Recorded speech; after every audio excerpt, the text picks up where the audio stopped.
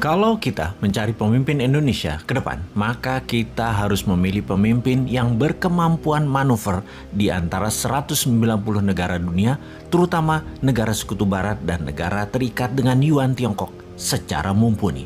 Kita semua tahu di dunia ini ada yang dikenal dengan nama G20 atau negara 20 besar ekonomi dunia, di mana Indonesia saat ini nomor 15 itu adalah negara-negara yang ekonominya terkuat. Di sisi lain, selain ekonomi, ada negara yang kekuatan militernya besar. Secara kekuatan geopolitik, ada dua negara besar yang memenuhi kriteria tersebut, yaitu Tiongkok dan Amerika. Kita sebut saja G2. Pemimpin ke depan harus pandai manuver di G2. Jangan miring ke salah satu yang akan membuat ekonomi bernegara Indonesia jadi tidak stabil karena akan jadi padang kurusetranya G2. Kita jadi medan perangnya kekuatan dua negara besar. Kita tidak akan bisa jadi negara berdaulat penuh. Harus cantik aja memainkannya.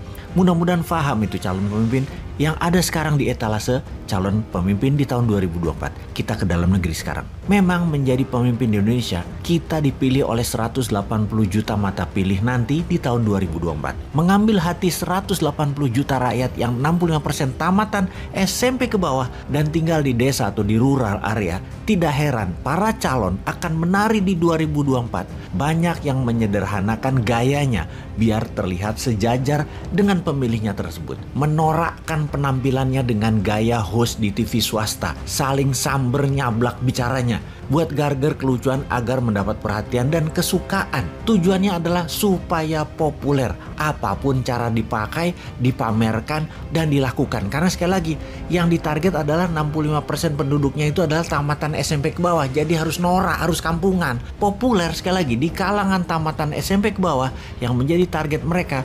Menurut pemikiran mereka, para calon dan para tim sesnya mereka adalah sang calon harus ngebodor, harus ngelawak dan sejenisnya, menjadikan dirinya seperti badut. Dan hebatnya, it works. Berhasil cara itu. Mereka jadi populer beneran. Urusan nanti tidak punya dana kampanye 9 triliun bukan masalah. Karena sudah populer, ya para oligar siap urun dana. Oligar pasti yang membiayai, walau nanti pas jabat 9 triliunnya harus dibalikin 10 kali lipat. Ora opo-opo, gampang itu. Akan dipermudah dengan kebijakan yang berpihak kepada para bohir atau para sponsor pemodal kemenangan untuk jadi presiden kemarin. Yang penting sekarang sohor dan jadi presiden. Wes ngono tok. Kita perjelas sekali lagi nih ya. Semua yang mau nyalonin jadi presiden, misinya satu, memenangkan hati rakyat agar populer. Ketika rating mereka naik, disinilah aslinya Indonesia Got President atau ajang pencari pesohornya para oligar itu dilakukan. Apa benar-benar untuk rakyat mereka itu, para calon yang bekerja nantinya? Ya enggak lah,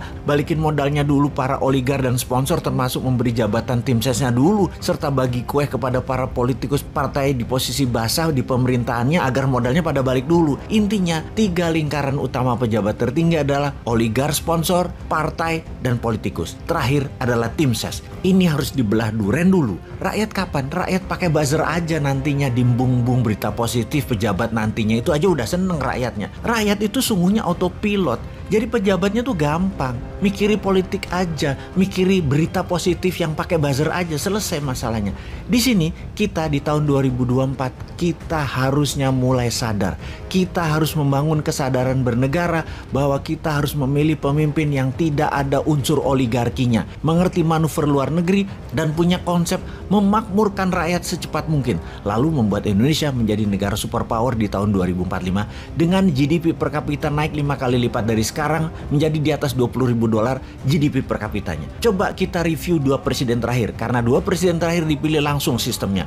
Lihat bagaimana kerja sistem perpolitikan 2 bentuk pemerintahan terakhir. Sangat populis kebijakannya, bukan untuk benefit rakyat tetapi hanya membuat etalase biar terlihat bekerja.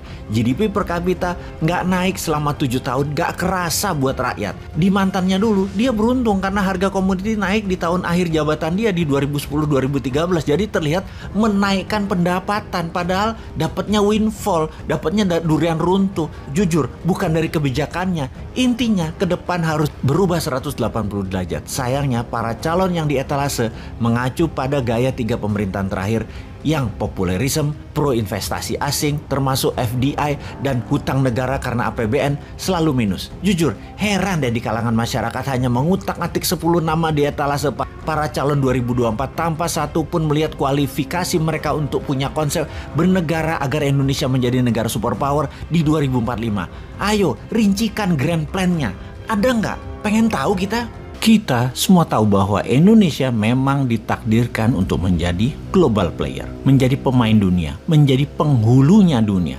Baik tersadar bangsanya atau tidak, baik pejabatnya sadar atau tidak, maka takdir bangsa Indonesia untuk menjadi bangsa pengendali yang berpengaruh di dunia memang ada di DNA bangsa dan negara Indonesia. Walau saat ini hutang menumpuk dengan pola pikir pejabat yang makan sekolah dari dunia barat, atau walau negara saat ini dikadali sumber daya alamnya dikeduk kaum oriental yang didukung pejabat lainnya, namun kalau sudah takdir Indonesia harus menjadi negara besar, ya pasti akan mencapai juga ke sananya. Kesadaran itu mulai terbangun saat ini.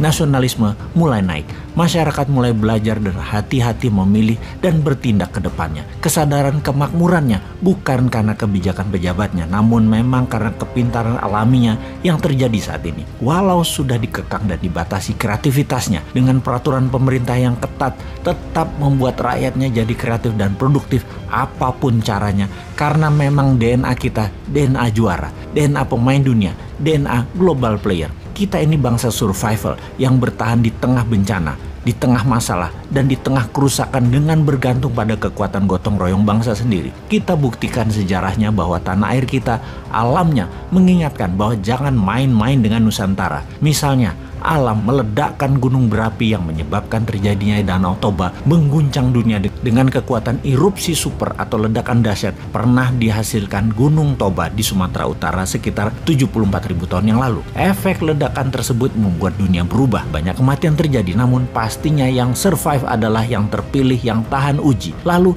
ledakan Gunung Tambora yang terletak di Pulau Sumbawa. Letusan ini diikuti oleh antara 6 bulan sampai 3 tahun meningkatnya kepulan dan letusan freatik kecil. Bumbungan letusannya menurunkan suhu global dan menyebabkan pendinginan global dan kegagalan panen di seluruh dunia pada tahun berikutnya. Periode 3 tahun tersebut dikenal dengan tahun tanpa musim panas. Dunia berubah banyak dan menjadi dewasa. Pastinya pupuk disebar di seluruh dunia. Pastinya gerakan tanah vulkanik tektonik menjadi menggeser, membuat mineral tanah dalam dan mineral tanah jarang muncul di permukaan di tanah Nusantara. Lalu ada makhluk peninggalan zaman Jurassik, satu-satunya di dunia yang namanya Komodo di Flores. Ini membuktikan satu hal lagi. Spesies di Indonesia mencerminkan bangsa manusianya juga ada DNA survivalnya, DNA championnya, DNA juaranya, mutu tinggi. Kita ambil hikmahnya sekarang. Ledakan Gunung Toba dan Tambora merubah dunia. Komodo adalah makhluk survival segala zaman.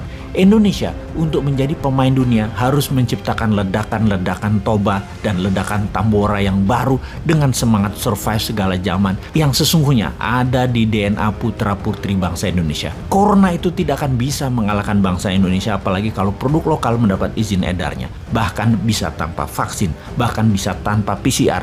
Namun titer antibodi bangsa Indonesia tetap tinggi karena memang ramuan alaminya ada. Kekayaan alam mineral, tak perlu teknologi asing dan tergiur narasi ocehan orang asing agar dikeduk asing mineral tambangnya dengan investasi asing. Sungguh, pakai kekuatan bangsa sendiri itu bisa, sehingga bisa jadi nilai jaminan aset bangsa untuk mencetak alat bayar. Akhirul kalam, wahai sahabat New Mind, karyamu mengguncang dunia sedang dinanti karena DNA-mu adalah DNA juara. Ayo buktikan.